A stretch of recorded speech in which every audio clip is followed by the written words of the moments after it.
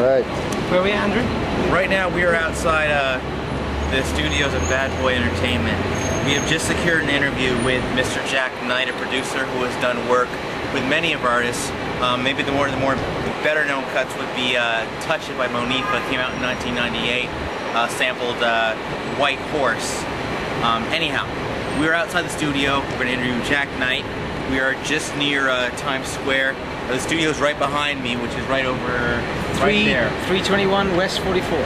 Exactly. So we're about to go inside, see the studio, be where the band was, be at the lab, be where they create all the records.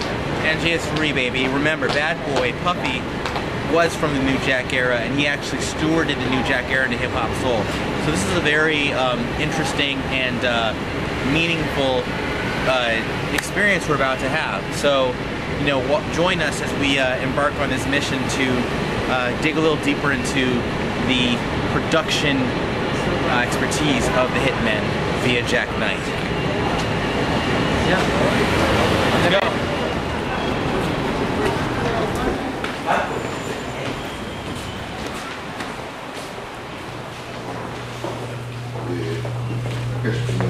Yeah, second floor.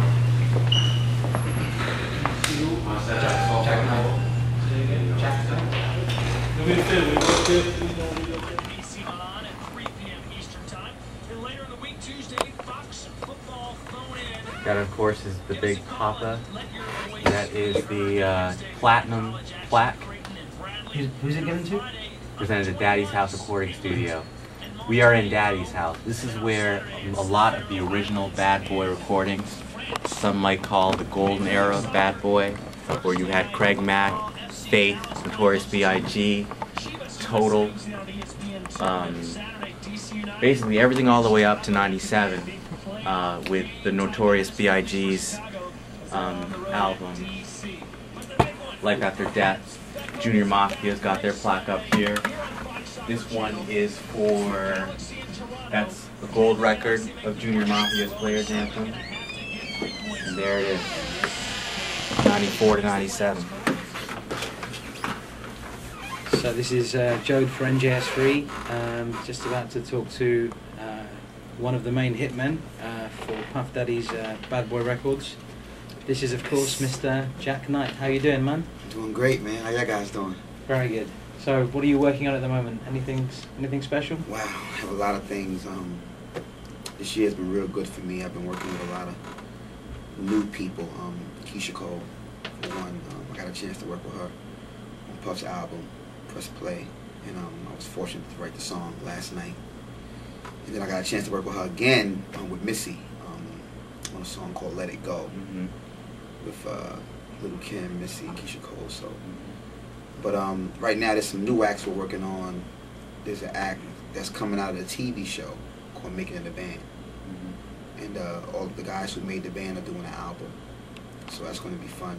And one of the guys also got a solo deal, Donnie. So, you know, he's going to have a solo album. So one of the guys from Making the Band is doing a solo, group album. Then we got Danny Kane, which was the girls who were on the show, season 3. So we got their album. Then we got Cassie. Our little princess Cassie, she's coming out with a new album. She's doing big things at the minute? She's doing a lot of good things. She's a pretty beautiful girl. I believe she's in a movie that's coming out pretty soon. And Okay. she's on every cover, every magazine, and Kanye's video. So she's getting a good second chance, a good second look with her music. And so far, so good. So that's a few of the things I'm working on. In terms of writing, and I have my own solo project, so I'm just doing a whole bunch of different things. How did you make the Teddy Riley connection? How did that come about? Was it through Screwface? Did you meet Screwface first, or what was the deal there? Well, Screwface, me and Screwface been friends since we was in 1st grade. So it's like we're kind of like brothers. If he was someplace, I wound up being there, and that's what happened with Virginia. My family had owned a summer home down in Virginia, and I got kind of tired of the New York hustle and bustle, and I love music, and I just wanted to go someplace and get a new surrounding. And Screwface had been down there already in the area, and when I got down there, we connected, and I found out he had a relationship with Teddy Riley, and Teddy Riley's brothers and the whole crew there. So you know, he brought me around to the studio. I walk into the studio and it's like, this is back in 95, 96, around that time. Yeah. And he's the only person that had a state-of-the-art facility.